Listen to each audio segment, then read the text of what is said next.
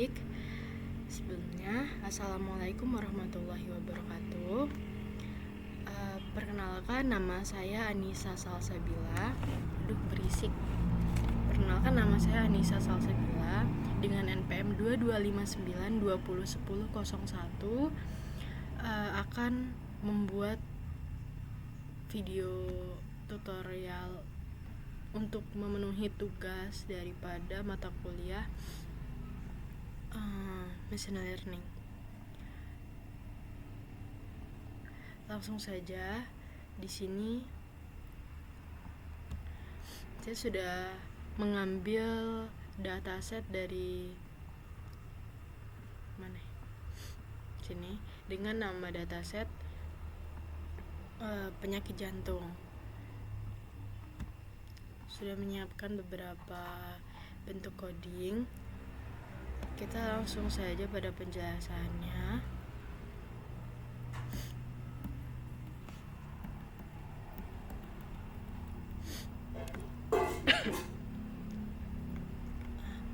Ini adalah isi daripada dataset yang sudah saya ambil. Seperti ini. Nih. Data-data orang-orang yang cenderung berpotensi terkena penyakit jantung.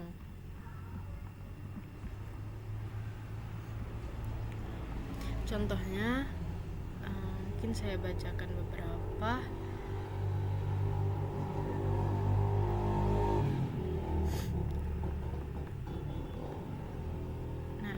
Di sini perempuan dengan usia 75 tahun memiliki kolesterol 228, lalu tekanan darahnya itu 119.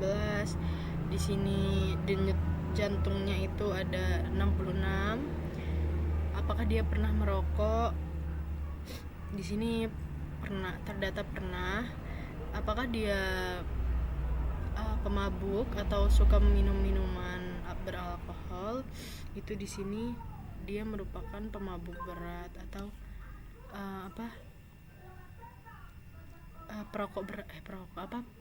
meminum minuman alkohol itu dia sering.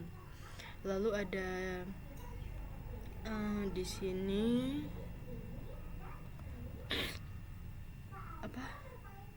jam latihan itu 1 jam. Lalu history atau riwayat dalam kekeluargaan itu dia tidak memiliki keturunan penyakit jantung. Apakah dia penderita diabetes? Juga tidak. Apakah dia termasuk orang yang obesitas? Juga iya.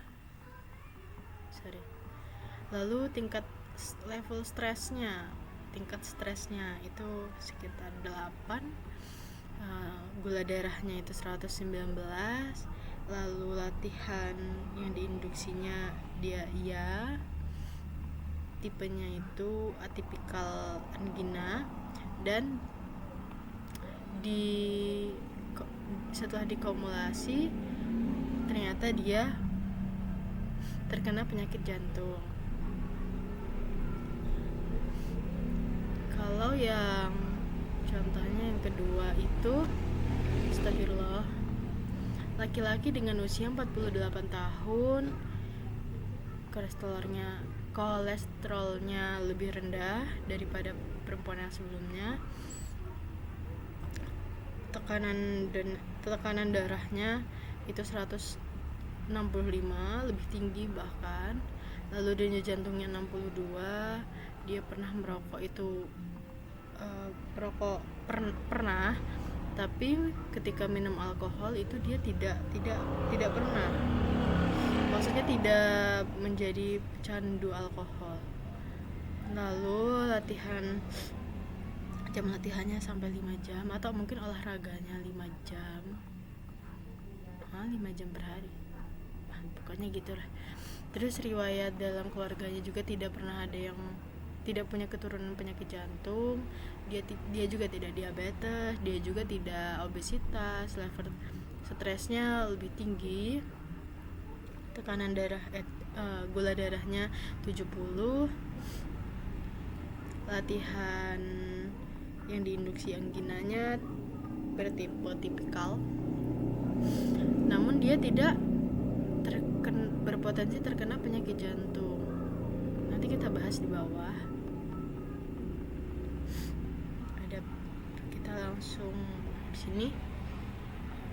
Alkohol, orang-orang yang meminum minuman alkohol, orang-orang yang terkena penyakit jantung itu rata-rata orang-orang yang pemabuk berat atau meminum minuman alkohol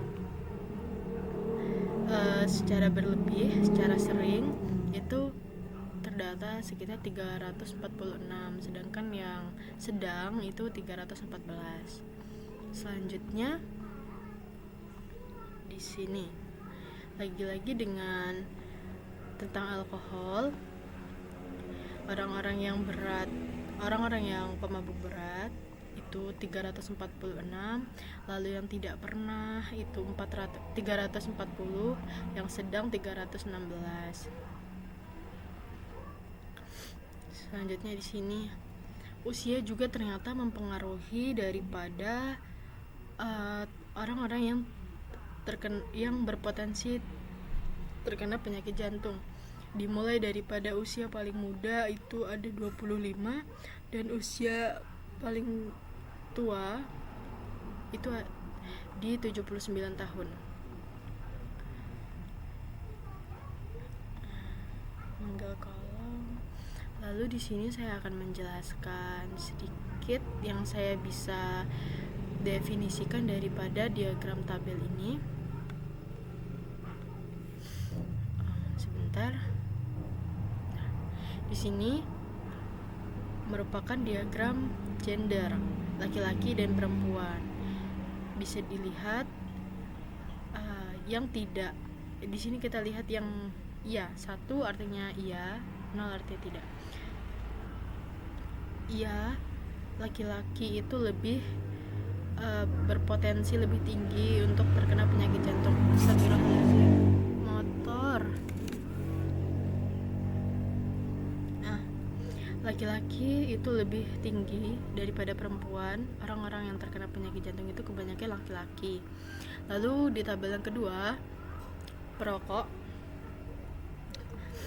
tidak pernah ditandai dengan warna oranye, pernah ditandai dengan warna biru, dan mantan perokok ditandai dengan warna hijau. Di sini terdata bahwasannya orang-orang yang tidak pernah merokok justru orang-orang yang lebih tinggi berpotensi terkena penyakit jantung, sebab mungkin dalam lingkungan hidupnya itu dia sering bergaul dengan orang-orang yang sering perokok aktif. Karena dikatakan bahwa perokok pasif itu lebih berpotensi tinggi terkena penyakit jantung dibanding perokok aktif. Lalu di sini ada peminum alkohol tidak pernah ditandai dengan warna biru, pemabuk berat ditandai dengan warna oranye, dan pemabuk sedang ditandai dengan warna hijau.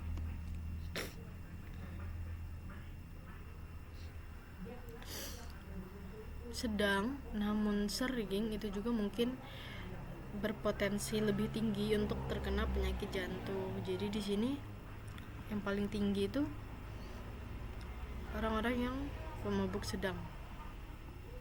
Lalu dalam riwayat keluargaannya, orang-orang yang memiliki riwayat keturunan penyakit jantung itu lebih tinggi, lebih cenderung dapat terkena juga penyakit jantung di keturunan selanjutnya.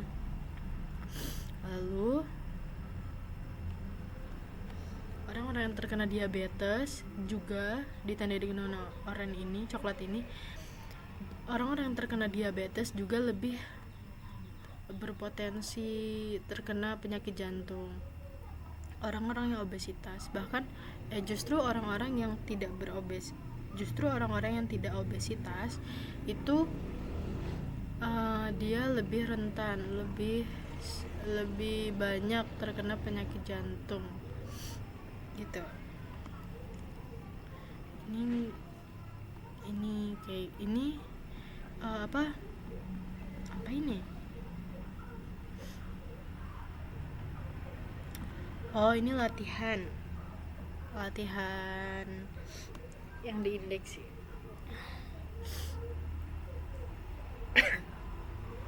Kesimpulan daripada data-data yang di atas tadi, laki-laki itu mempunyai potensi resiko lebih tinggi terkena penyakit jantung. Lalu di sini di bagian smoking, orang-orang yang tidak pernah merokok justru mempunyai angka penyakit jantungnya lebih tinggi, dan angka terendah terjadi pada mereka yang merupakan perokok aktif.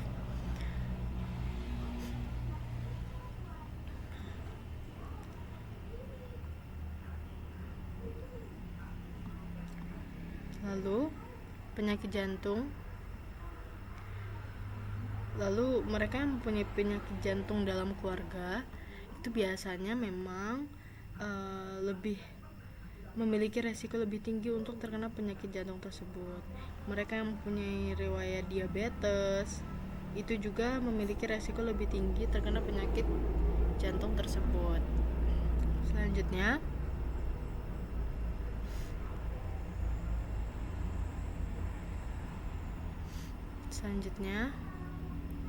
ada ini merupakan diagram rata-rata dari beberapa kolom penting dalam data-data tersebut. Yang pertama itu usia ya. Usia kah? Yang pertama itu apa ini? Sorry.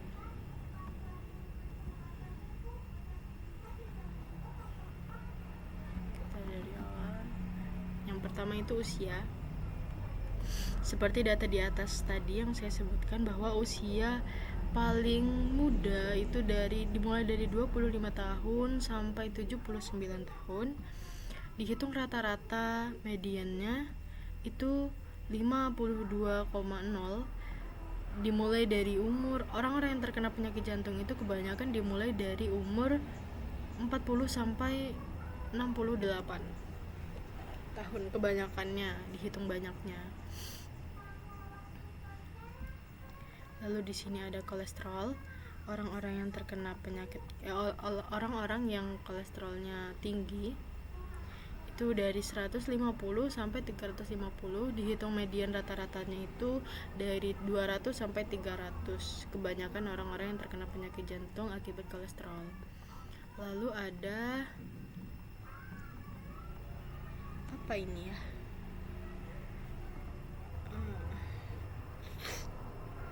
Tekanan darah dimulai dari 90 sampai 180. Itu dihitung rata-rata orang-orang yang terkena penyakit jantung itu memiliki tekanan darah dimulai dari 120 sampai 160 tekanan darahnya. Lalu ada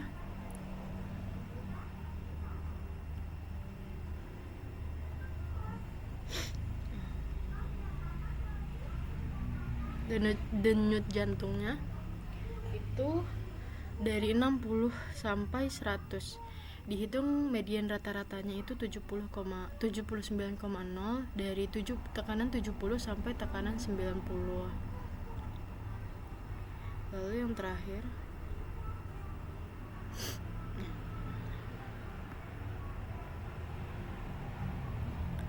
itu latihan. Dihitung rata-ratanya itu dari 2 sampai 7.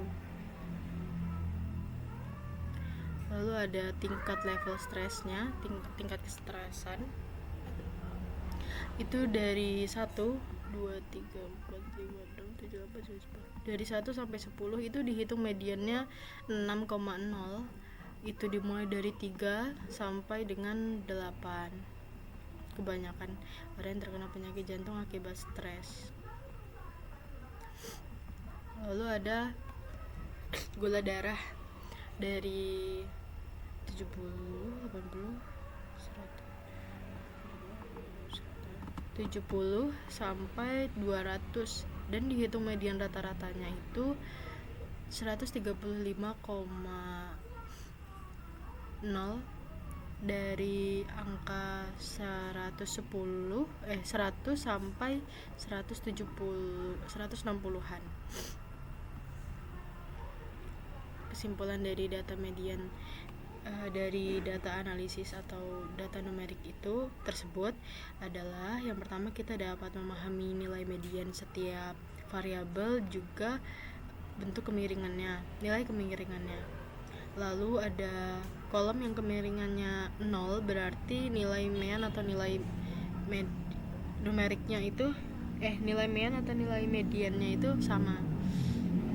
Yang ketiga yaitu rata-rata kadar kolesterol tinggi dalam data sampel.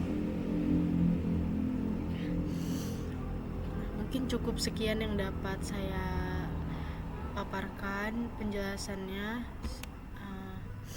Banyak kurangnya itu saya mohon maaf. Kepada Allah saya mohon ampun. Terima kasih kepada teman-teman yang sudah mau memberi nilai, dan terima kasih kepada Bapak pengampu mata kuliah, Bapak Hartono. Mungkin cukup sekian yang dapat saya sampaikan. Billahi fisabilillah, fastabiqul khairat. Wassalamualaikum warahmatullahi wabarakatuh.